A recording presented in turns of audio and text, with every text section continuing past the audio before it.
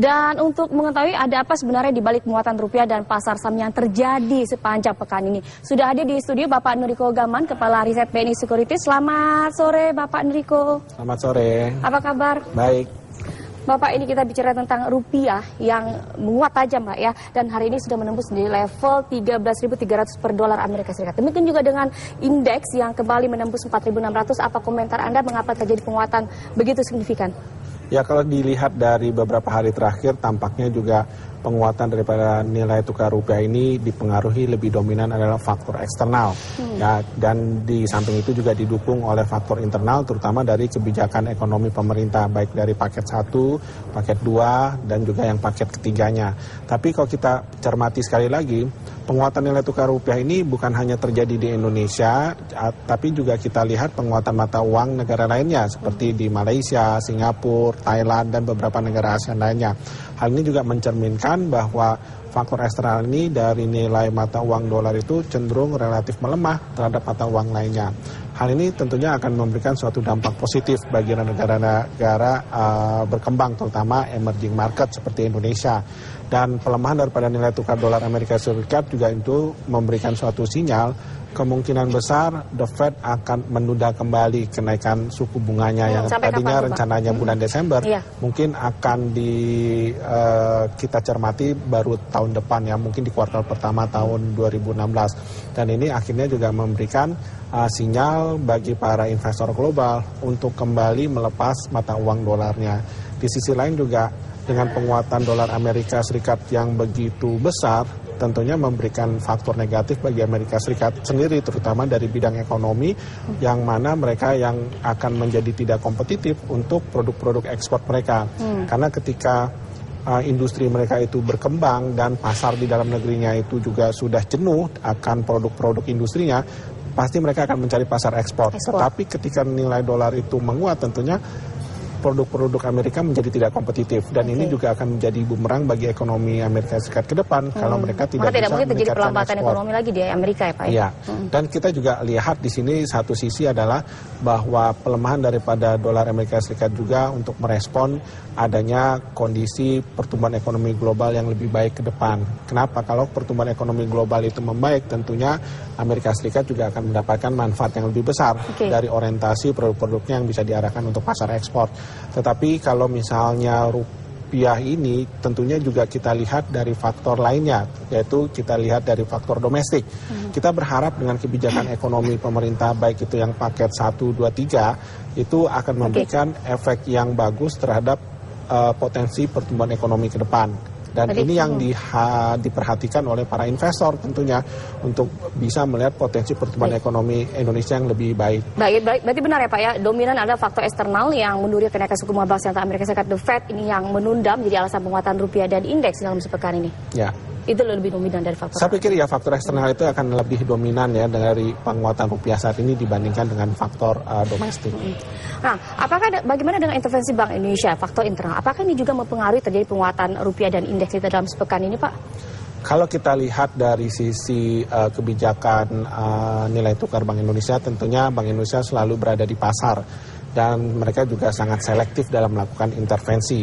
Namun kalau kita perhatikan penguatan rupiah yang terjadi saat ini semata-mata bukan hanya peran daripada intervensi Bank Indonesia, tapi kita lihat memang adanya inflow dari modal asing yang masuk ke Indonesia. Kita lihat sekarang ini penguatan yang terjadi seperti yang sudah saya sampaikan, bukan hanya penguatan mata uang rupiah, ataupun juga kita lihat ada penguatan mata uang Malaysia, terus Singapura, dan juga Thailand, termasuk juga peso Filipina, ya.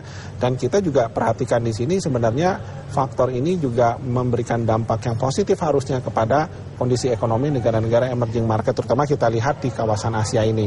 Dan kalau kita lihat dari sisi kebijakan Bank Indonesia, memang Bank Indonesia sangat hati-hati. Dilihat juga sekarang jumlah cadangan devisa kita yang semakin menurun. Dan dengan penguatan rupiah ini kita berharap bahwa jumlah cadangan devisa kita menjadi lebih baik pada akhir bulan ini dibandingkan pada akhir bulan lalu yang sekitar 101,7 miliar dolar, ya. Dan dengan membaiknya juga jumlah cadangan devisa, kita juga melihat bahwa investor asing sudah juga memiliki kepercayaan, ya, atau confidence kepada ekonomi Indonesia ke depan. Tapi inilah yang perlu kita perhatikan. jangan sampai kepercayaan investor asing momentumnya itu hilang akibat kita tidak bisa mendeliver atau menciptakan iklim investasi yang lebih kondusif bagi mereka. Sehingga program-program ekonomi pemerintah baik itu paket 1, 2, dan 3 itu tidak efektif di lapangan, tentunya itu akan menjadi sia-sia. Tadi kita bicara tentang paket kebijakan ekonomi yang dikeluarkan oleh pemerintah 1, 2, 3 ya Pak ya. Nah, apakah direspon positif oleh pelaku pasar sendiri Pak? Saya pikir dengan kondisi sekarang ini justru pelaku pasar merespon positif dengan kebijakan tersebut ya. Tetapi yang diperhatikan pasar itu kan yang memiliki efek langsung jangka pendek ya, misalnya seperti rencana penurunan energi ataupun juga misalnya insentif pajak dari devisa hasil ekspor untuk dideposito. Itu adalah solusi-solusi jangka pendek. Nah, hanya memang kita perlu lihat adalah kebijakan-kebijakan lain yang perlu waktu ya, tidak dalam waktu dekat ini, dan kita baru bisa melihat efeknya itu mungkin baru tahun depan. Nah, seperti misalnya insentif bunga untuk UMKM ya, dan ini tentunya juga kita berharap bahwa kebijakan-kebijakan yang dikeluarkan oleh pemerintah ini juga bisa membantu menciptakan daya beli masyarakat yang saat sekarang ini memang sangat lemah. Nah, bagaimana dengan paket kebijakan yang dikeluarkan oleh pemerintah? Apakah ini bersifat jangka pendek atau? Saya pikir harus memberikan kombinasi solusi jangka pendek dan jangka panjang ya. Yang paling utama dalam jangka pendek ini adalah bagaimana bisa menjaga momentum perbaikan daya beli masyarakat supaya kita juga tercegah dari PHK dan juga bagaimana menciptakan nilai tukar yang relatif cukup stabil lah ya. Baik. Nah, pelaku pasar berharap bahwa di paket kebijakan ekonomi yang selanjutnya ini adanya harapan untuk penurunan suku bunga Pak ya. Nanti kita akan bahas di segmen berikutnya. Dan pemirsa, jangan beranjak dari tempat Anda, kabar pasar segera kembali.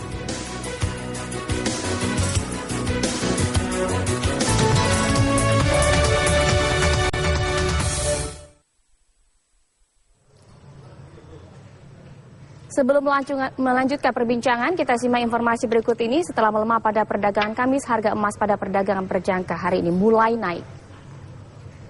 Penguatan harga emas COMEX untuk kontrak Desember 2015 mulai terjadi sejak pembukaan perdagangan pagi ini. Penguatan harga emas berlanjut pada perdagangan siang, yaitu menguat 2,1 poin berada di level 1146,4 per troy ounce. Sinyal terakhir dari Bank Sentral Amerika Serikat yang menunda kenaikan suku bunga acuannya pada tahun ini mendorong kenaikan harga emas.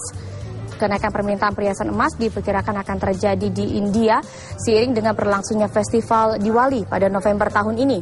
Selain India, permintaan logam mulia dan perhiasan emas dari Tiongkok diperkirakan juga naik. Sementara itu harga jual logam mulia di Antam hari ini turun Rp5.000 di kisaran Rp527.600 hingga Rp567.000 per gram. Sementara buyback emas Antam turun Rp6.000 menjadi Rp500.000 per gram.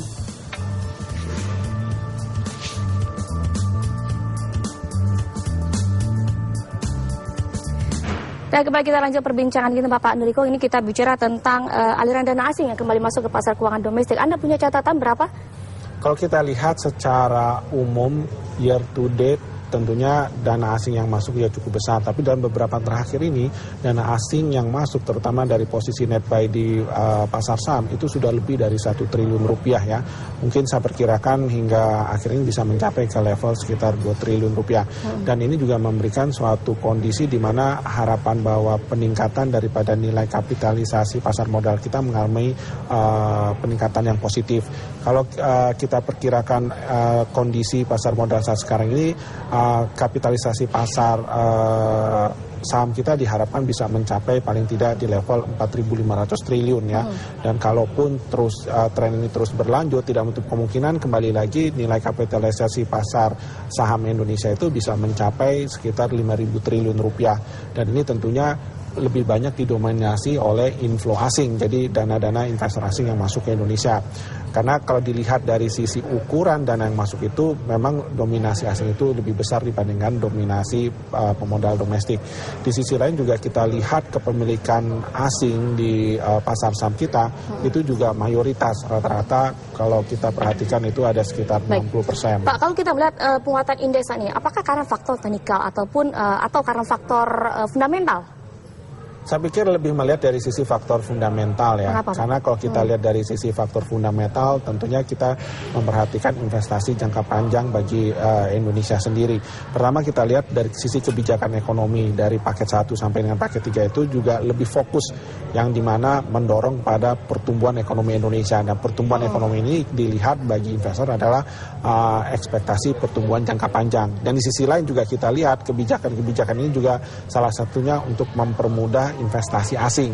Terutama kita harapkan adalah masuknya investasi asing dalam bentuk foreign direct investment, karena ini yang bisa menjaga pertumbuhan ekonomi Indonesia yang relatif cukup stabil, di mana dengan adanya foreign direct investment di sektor real itu juga akan bisa mampu menciptakan lapangan kerja yang lebih luas lagi. Ini karena fundamental, faktor fundamental ya Pak ya. Nah ini kita bicara tentang paket kebijakan ekonomi jilid 1, 2, 3 dan selanjutnya ini para pelaku pasar sendiri menginginkan adanya penurunan suku bunga.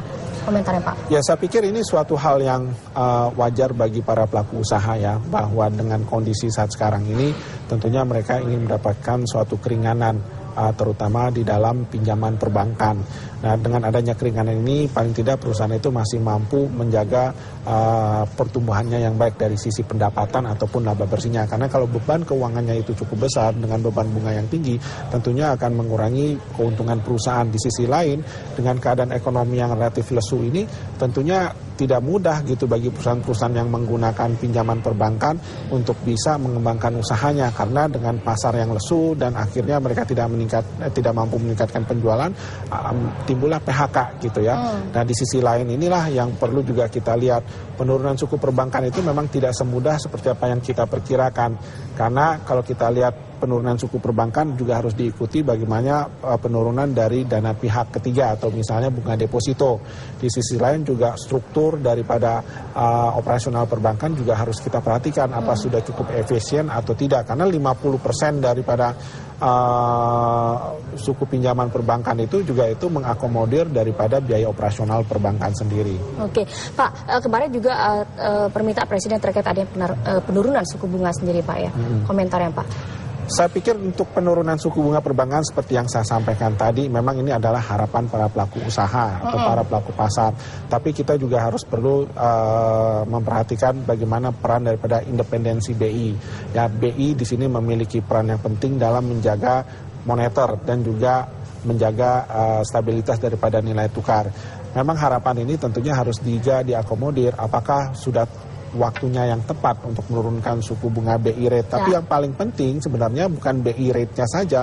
Yang paling penting adalah suku bunga perbankan. Jangan sampai nanti kalau BI rate itu turun, tapi suku bunga perbankan tidak turun. Nah itu yang akhirnya menjadi dilematis bagi para pelaku usaha. Kita akan berbincang lebih lanjut mengenai apakah sudah waktunya BI menurunkan suku bunga acuan BI rate-nya di segmen berikutnya Pak. Pemirsa jangan mana kabar Pak. Pemirsa, seiring dengan pulihnya pasar keuangan, perlambatan ekonomi Indonesia diperkirakan akan segera berbalik arah. Bank Indonesia mencatat sejumlah indikator perekonomian mulai menunjukkan sinyal adanya pemulihan ekonomi.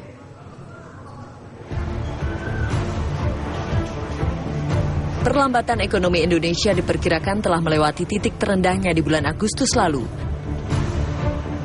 Terbukti, beberapa indikator ekonomi di bulan September telah menunjukkan pemulihan ekonomi dan meningkatnya daya beli masyarakat. Dalam survei penjualan eceran yang dilakukan Bank Indonesia, selama bulan Agustus lalu penjualan hanya tumbuh 5,4% atau terendah sejak Desember 2014 lalu. Penurunan terbesar terjadi pada bahan bakar dan barang rekreasi. Namun penjualan eceran diperkirakan akan meningkat di bulan September dengan indeks penjualan real tumbuh hingga 6,0%. Pertumbuhan penjualan eceran diperkirakan terjadi pada mayoritas kelompok barang. Direktur Eksekutif Kepala Departemen Kebijakan Moneter Bank Indonesia, Juda Agung mengatakan indikator ekonomi mulai menunjukkan adanya pemulihan ekonomi. BI optimistis di kuartal ketiga 2015 lalu, ekonomi bisa tumbuh hingga 4,9%. Di perekonomiannya seperti penjualan semen, penjualan motor itu sudah membaik. Belanja pemerintah di belanja modal juga sudah naik year on year-nya sudah 17%. Saya kira ke depan di kuartal ini kami perkirakan pertumbuhan ekonomi 4,9 dan kuartal 4 lebih tinggi lagi, bisa di atas 5. Sehingga upaya ini harus tetap dijaga. Pemerintah juga sudah melakukan reform di struktural, perbaikan investasi di paket jilid 2, jilid 1 juga ada seperti itu. Meski indikator ekonomi mulai membaik, Bank Indonesia tetap mewaspadai naiknya harga-harga barang atau inflasi di akhir tahun ini. Selain dari naiknya permintaan, tekanan inflasi juga akan disebabkan oleh terganggunya distribusi barang akibat faktor cuaca yang sulit diprediksi. Dari Jakarta, tim TV One mengabarkan. Ya, Pak Nuriko, kalau berbicara tentang nilai tukar rupiah, bagaimana proyeksi nilai tukar rupiah ke depan? Apakah Anda melihat terjadi potensi penguatan nilai tukar rupiah lebih lanjut atau sebaliknya berbalik arah melemah? Kalau kita melihat dari perspektif faktor eksternal, kita lihat dari tren daripada relatif melemahnya dolar, saya pikir mungkin rupiah masih akan melanjutkan penguatannya ya. Dan kita lihat juga dengan kondisi inflow asing yang juga cukup deras masuknya saat sekarang ini dengan merespon kemungkinan akan ditundanya kenaikan suku bunga The Fed pada tahun depan. Dan ini akan membuat rupiah kita juga makin bertenaga. Saya melihat bahwa ruang penguatan rupiah itu bisa mencapai ke level 11.800 ya. 11.800 kalau inflow asing terus berlanjut sampai hingga bulan Desember nanti. Dan ini bisa memicu tren daripada penguatan pasar modal kita, terutama kita lihat dari pasar saham, bisa menguat sampai di atas 5.000 hingga akhir tahun nanti. Bisa menembus 5.000 USD hingga akhir tahun nanti ya. Dengan kondisi seperti yang kita lihat bahwa net flow asing terus berlanjut dan juga kita lihat stabilitas daripada nilai tukar rupiah itu terus terjaga dan terutama kita lihat dari sisi tren penguatannya. Apakah ini terjadi di Indonesia? Bagaimana dengan negara lain juga? Saya pikir hal ini juga sama dengan negara-negara lain seperti tadi yang sudah disampaikan seperti di Singapura, Malaysia, Filipina dan beberapa negara emerging market lainnya, terutama kita lihat di kawasan Asia. Dan ini harusnya juga memberikan sentimen positif kepada pelaku usaha dengan penguatan daripada mata uang regional terhadap US dollar dan memberikan ruang bagi mereka untuk bisa segera memperbaiki kondisi usahanya saat sekarang ini, terutama juga kita lihat dari sisi pemerintah supaya bisa berbenah ya di dalam kebijakan-kebijakan ekonominya, sama bagaimana merealisasikan implementasi daripada kebijakan ekonomi itu menjadi lebih efektif dan ini akan bisa menjaga kepercayaan investor asing terhadap Indonesia dan itu yang perlu diperhatikan. Tadi kan sempat kita simak informasi bahwa Bank Indonesia mencatat sejumlah indikator perekonomian mulai menunjukkan sinyal adanya pemulihan ekonomi. Komentar ya Pak? Saya pikir ini hal yang positif ya, karena kalau kita lihat daya beli masyarakat itu sudah mulai pulih, tentunya roda pertumbuhan ekonomi itu akan berjalan. Nah, sebagai salah satu contoh kita lihat pada bulan lalu itu permintaan semen domestik itu sudah naik. Jadi ini memberikan suatu indikasi positif bahwa permintaan dari sektor infrastruktur atau properti itu juga sudah memiliki tren yang membaik. Dan di sisi lain juga kita lihat daya beli yang melemah ini kalau paket kebijakan ekonomi 1, 2, 3 itu terimplementasi dengan baik eksekusinya, tentunya ini akan lebih bagus lagi bahwa dengan daya beli konsumen yang meningkat ini akan mendorong industri-industri lainnya. Baik, dan kita harap ini ke depannya nilai tukar rupiah akan terus menguat, begitu juga dengan pasar saham dan kita harap juga dengan paket jilid keempat ya Pak ya, akan direspon positif oleh pelaku pasar. Benar begitu ya Pak Nuriko Gamannya. Baik, terima kasih Bapak Nuriko Gaman, Kepala Riset BNI Sekuritis sudah bergabung bersama kami di Kabar Pasar. Dan perbincangan kami tadi sekaligus menutup perjumpaan kita dalam Kabar Pasar sore hari ini. Saya Iki Suharjo, terima kasih atas perhatian Anda dan selamat berakhir pekan.